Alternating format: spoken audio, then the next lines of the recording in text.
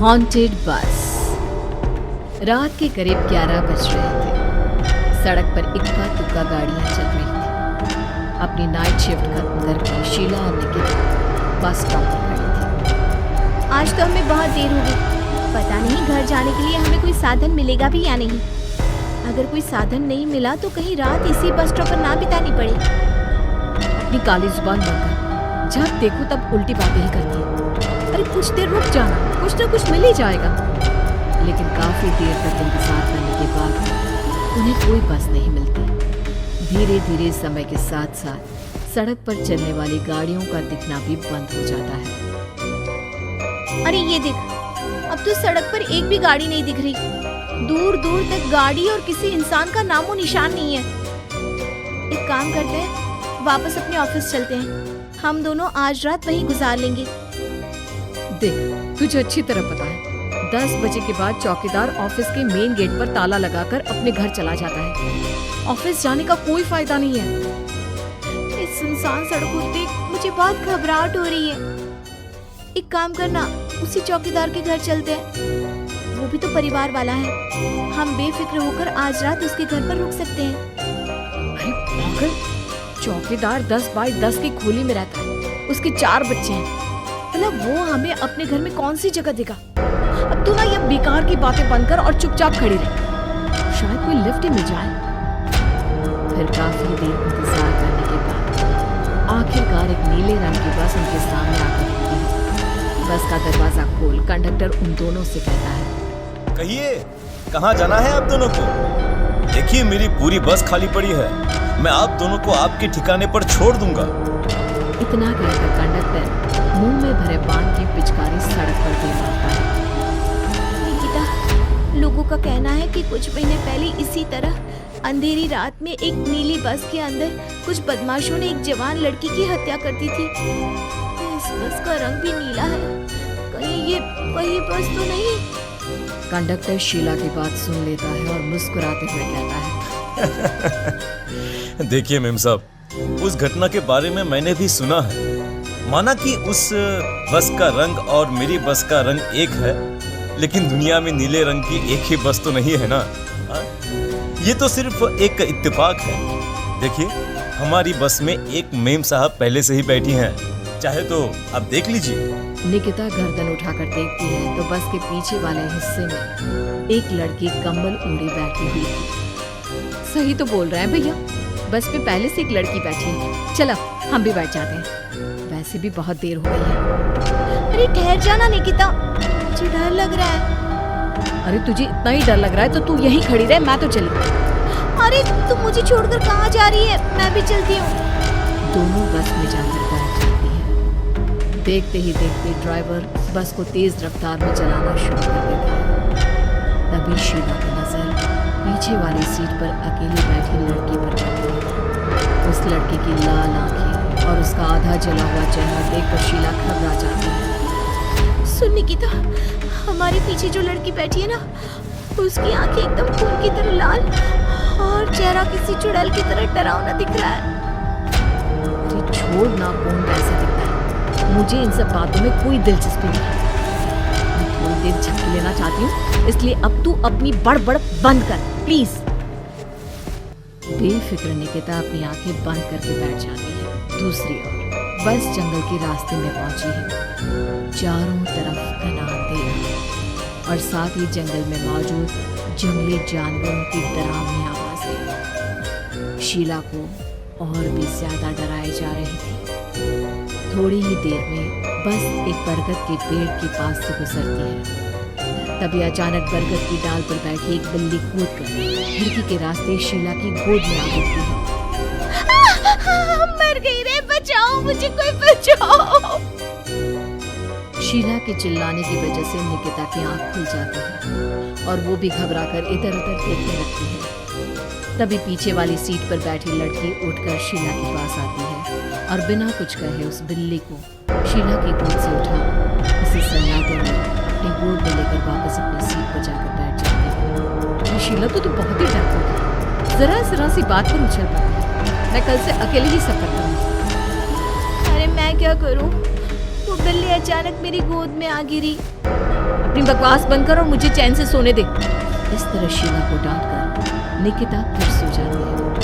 पर तभी अचानक एक झटके से ब्रेक लगाकर ड्राइवर बस को रोकता है। शीला खिड़की से बाहर झांक कर देखती है तो उसे सड़क के किनारे एक काला आदमी खड़ा दिखाई देता है। उसकी बड़ी बड़ी दाढ़ी और अजीब से कपड़े देखकर शीला को घबराहट होने लगी है। क्या हुआ ड्राइवर भैया, आपने बस क्यों रोक दी? अरे वो देखो, वहाँ वो सड़क के किनारे एक आदमी खड़ा है, उसी के लिए मैंने बस रुकवाई है। शीला निकिता को धक्का देकर नींद से जगाती है। अरे अब क्या हुआ? वो देख, सड़क किनारे कितना डरावना आदमी है। उसका अजीबोगरीब हुलिया देखकर लगता है जैसे कोई शैतान खड़ा हो। अब शीला की तरह निकिता भी उस आदमी को देखकर थोड़ा डरने लगती है। कंडक्टर, क्या तुम उस आदमी को बस में चढ़ाने वाले हो? उसे देखकर हमें डर लग रहा है, उसे बस में मत चढ़ाओ। अरे डरने की कोई बात नहीं है मेम साहब, ये आदमी जंगल के पीछे वाले गांव में रहता है। ये रोज इसी वक्त मेरी बस में बैठकर पड़ोस वाले गांव में जाता है। और वैसे भी ये बेचारा गूंगा है। अगर आप लोगों को डर लगता है तो मैं इसे ड्राइवर के बगल में बिठा देता हूँ। ओह अच्छा, ठीक है। फिर कंडक्टर का इशारा पाते ही वो आदमी बस में सवार हो जाता है। ड्राइवर दोबारा एक्सीलेटर पर जोर देकर बस को आगे बढ़ाता है। थोड़ी ही देर में बस एक घाटी पर चढ़ती है।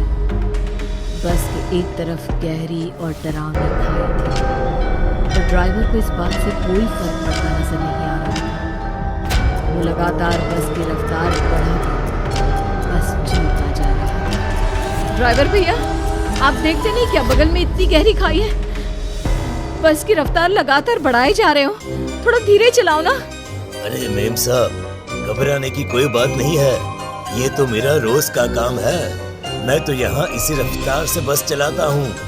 अब बेफिक्र होकर अपनी सीट पर बैठ जाइए, आपको कुछ नहीं होगा। ड्राइवर के कहने पर निकिता शांति से बैठ जाती है। कुछ दूर चलने पर अचानक ड्राइवर बस को सड़क के किनारे रोक देता है। शीला एक बार फिर खिड़की के बाहर झांक कर देखती है, लेकिन इस बार उसे कहीं कोई दिखाई नहीं देता। अरे अब क्या हुआ? तुमने बस क्यों रोक दी? यहाँ तो दूर दूर तक कोई भी नहीं दिखाई दे रहा।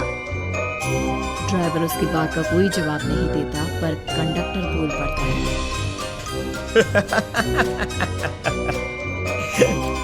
ये हमारी फेवरेट जगह है, हम अपने सारे अच्छे काम यहीं पर करते हैं। अब हमारा प्रोग्राम खत्म होने के बाद ही बस यहाँ से आगे बढ़ेगी। इतना कहते ही कंडक्टर सीट के नीचे रखी एक शराब की बोतल निकालता है। अरे ये सब क्या है? तुम्हारे बस में सवारी बैठी है, उन्हें घर पहुंचाने की जगह तुम यहाँ सड़क के बीच में बस रोककर शराब पियोगे? बस में लड़कियों के बैठे हुए भी तुम्हें ये सब करते हुए शर्म नहीं आती? कंडक्टर कोई जवाब नहीं देता और मुस्कुराते हुए शराब पीने लगता है। तभी ड्राइवर और दूसरा आदमी भी कंडक्टर के साथ मिलकर शराब पीने लगते हैं। निकिता, मुझे इन तीनों के इरादे कुछ ठीक नहीं लगते। हमने इस बस में बैठकर बहुत बड़ी भूल कर दी। तू घबरा मत, मैं हमेशा अपने पर्स में छोटा सा चाकू रखती हूँ। इसके रहते ये तीनों हमारा कुछ नहीं बिगाड़ पाएंगे। देखो गज्जू भैया, हमारी बस में इस समय 3 जवान लड़कियां बैठी हैं। कहो कहो सबसे पहले किसका शिकार किया जाए? मैं तो कहता हूँ कि सबसे पहले वो जो पीछे अकेले जो बैठी है ना, उसे पकड़ कर लाओ। उसके बाद इन दोनों का प्रोग्राम फिट करेंगे। ठीक है, जैसी तुम्हारी मर्जी। अब वो आदमी पीछे वाली सीट पर बैठी लड़की के पास पहुंचकर उसका हाथ पकड़ लेता है, लेकिन तभी अचानक उस लड़की की आंखें जरूरत से ज्यादा बड़ी और लाल होने लगती है। उसका चेहरा गुस्से से लाल और उसके मुंह से नुकीले दांत दिखने लगते हैं। अरे अरे ये क्या? ये लड़की अचानक इतनी खतरनाक कैसे बन रही है? इतने में वो लड़की उस आदमी को उठाकर वहीं सीट पर पटक देती है। मुझे आग लगाएगा, तेरी इतनी हिम्मत! जोर से चीखते हुए वो लड़की उस आदमी पर हमला कर देती है और पल भर में ही उस आदमी का काम तमाम हो जाता है। ये देख ड्राइवर और कंडक्टर के होश उड़ जाते हैं। इतने में ड्राइवर अपनी जान बचाने के लिए तुरंत बस से बाहर कूद जाता है। पर तभी बस के पीछे की तरफ से तेजी से आ रहा एक ट्रक उसे कुचल कर चला जाता है। एक ही पल में अपने दोनों साथियों की मौत देख अब कंडक्टर के हाथ पैर कांपने लगते हैं। ये सब देखने के ताउशीला के भी होश उड़ जाते हैं। वो चुपचाप अपनी सीट पर ही छुप कर बैठी रहती है। अरे अरे कौन हो तुम और तुम इतनी भयानक कैसे बन गई? अब वो लड़की गुस्से में गुर्राते हुए कंडक्टर का गला पकड़ लेती है। इतनी जल्दी मुझे भूल गए? कुछ महीनों पहले तुम तीनों ने बड़ी बेरहमी से मेरी हत्या की थी और फिर शहर छोड़कर भाग गए। कई दिनों से मैं तुम तीनों के इंतजार में भटक रही थी। आज जाकर मेरा बदला पूरा होगा। अब तू भी अपने साथियों की तरह जहन्नम पहुंच जाएगा। तो वो लड़की कंडक्टर को उठाकर बस के पास मौजूद खाई में फेंक देती है। कंडक्टर एक बड़े पत्थर से जा टकराता है और उसकी भी मृत्यु हो जाती है। दूसरी तरफ ये सारा नजारा देख शीला और निकिता बेहोश हो जाती है। अगली सुबह जब उन दोनों को होश आता है तो वो अपने आप को एक सरकारी अस्पताल में पाते हैं।